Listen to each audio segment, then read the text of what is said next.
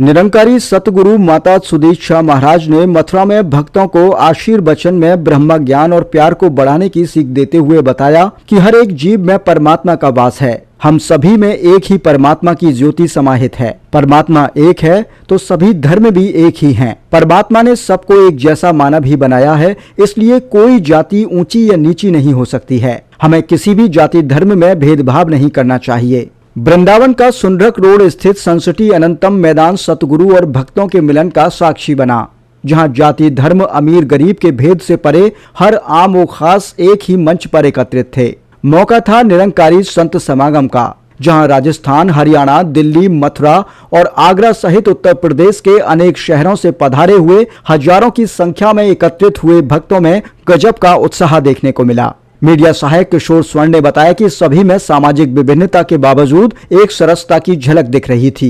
सतगुरु माता सुदीक्षा महाराज एवं निरंकारी राजपिता रमित के दीदार हेतु भक्तों के चेहरे पर उमंग, उत्साह और उल्लास स्पष्ट रूप से दिखाई दे रहा था। सतगुरु का आशीर्वचन पाकर भक्त निहाल हो गए। सतगुरु माता ने कहा कि मन का जुड़ाव परमात्मा के साथ बना रहे, आत्मा से परमात्मा का सफर भक्ति और प्यार भरा हो। प्रत्येक मानव को परमात्मा ने जितनी श्वास दी है वह क्षण भंगुर वस्तुओं के लिए नहीं, अपितु परमात्मा के सुमिरण और भक्ति के लिए मिली है। इसलिए परमात्मा के ध्यान, सुमिरण और सत्संग के लिए बहाने नहीं होने चाहिए। इतिहास का जिक्र करते हुए बताया कि जैसे भगवान श्री कृष्ण के प्रति मीराबाई की प्रेमा भक्ति रही, वैसे ही प्रेम हमें अपने जीवन में अपनाना है। जीवन के हर पल में प्रेम आ जाए। हम केवल प्यार की बात ही ना करें, बल्कि स्वयं प्रेम बन जाएं। सतगुरु माता ने कहा कि संसार में आए हैं तो रिश्ते, नाते और परिवार त्यागना नहीं है, अपितु परमात्मा के संग रहते हुए भी हमें रिश्ते नाते निभाने हैं और परिवार की जिम्मेदारियों का कर्तव्य पालन भी करना है।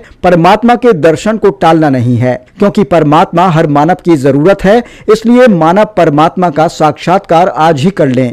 परमात्मा इतना करीब है जिसे ब्रह्म ज्ञान द्वारा पल में जाना जा सकता है। ब्रह्म ज्ञान के बाद ही हम मुक्ति के हकदार बन सकते हैं। मथुरा के जोनल इंचार्ज हरविंदर कुमार अरोड़ा ने सतगुरु माता एवं निरंकारी राजपिता के दिव्य आगमन के लिए हृदय से आभार व्यक्त किया। इसके अतिरिक्त सभी संतों एवं प्रशासन के सकारात्मक सहयोग के लिए भी धन्यवाद दिया गया। उन्होंने बताया कि हर रविवार को मथुरा के नवादा स्थित निरंकारी भवन पर सुबह 10 बजे से सत्संग होता है। सतगुरु माता सुदीक्षा महाराज से पूर्व आध्यात्मिक सत्संग में विभिन्न स्थानों से आए भक्तजनों ने गीत, भजन और विचारों के माध्यम से प्रभु साक्षात्कार पर बल दिया। इसमें कुछ कविताएं भी प्रस्तुत की गईं। समागम के मुख्य मंच के ऊपर लिखा, ज्ञान प्रभु का पाने से ही मन निर्मल हो जाएगा, कहीं हर देव बसेगा, ईश्वर मन मंदिर बन पाएगा, संदेश सबको प्रभावित कर रहा था। सत्संग के दौरान निरंकारी पुस्तकें और निरंकारी सदगुरु के कैलेंडर लेने में भक्तों का काफी उत्साह देखा गया। निरंकारी सेवा दल सदस्यों ने यातायात, पार्किंग, लंगर, प्याऊ, शौचालय आदि विभिन्न गतिविधियों में समर्पित भाव से सेवा की। वहीं city institute of medical sciences hospital के सहयोग से फ्री डिस्पेंसरी भी लगाई गई थी, जिसमें 800 जनों को निःशुल्क चिकित्सा मुहैया कराई गई। वहीं एक कैंटीन में नाश्ते की सुविधा भी रही। भगवान श्री कृष्ण के संदेशों से रूबरू रहा है और भगवान श्री कृष्ण के संदेशों के आधार पर ही आज सदगुरु माता सुदीक्षा जी महाराज ने यहाँ पर भक्तों को निहाल किया और परम पिता परमात्मा का बोध कराया।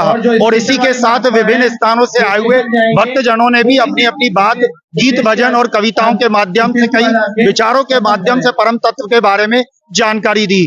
और इसी के साथ विभिन्न शहरों से आए हुए भक्तजनों ने यहाँ पर सदगुरु माता सुदीक्षा जी महाराज के आशीर्वचनों को प्राप्त किया। यह निरंकारी संत समागम सबको प्यार की सौगात दे गया। भगवान श्री कृष्ण की नगरी में जहाँ सिर्फ प्रेम बरसता है और उनके प्रेम में जो मीराबाई जी हैं और साथ में कई गोपियां हैं, हम देखते हैं कि किस तरीके से बंधे रहे। तो यहाँ पर सदगुरु माता सुदीक्षा जी महाराज ने भी प्रेम और भक्ति पर बल देते हुए कहा कि हमें इस प्रेम को बरकरार रखना है और ये प्रेम जहाँ प्रभु के साथ करना है, वहीं सभी इंसानों के साथ करना है कि मानव को मानव वो प्यारा, एक दूसरे का बने सहारा। अपना अहंकार भी रखना है, अपनी मान्यताओं को भी प्राथमिकता बनाकर ही रखना है, तो फिर ये संभव नहीं है।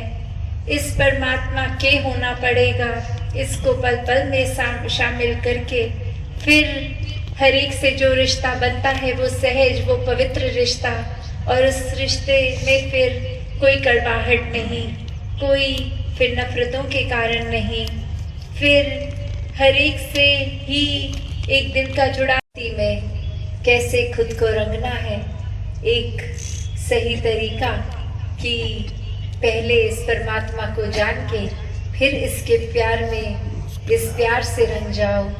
और ऐसे ही प्रेमा भक्ति जो एक इस इलाके से, जो कृष्ण जी का भी जिक्र और उनके लिए भी ये प्रेमा भक्ति वाला रिश्ता, ये चाहे मीरा जी की भी रेफरेंस या वैसे भी जीवन में कैसे एक प्रभु को सत्य में एक प्यार और भक्तों को भी प्रभु से प्यार, तो यही एक वाकई ही सच्ची भक्ति है।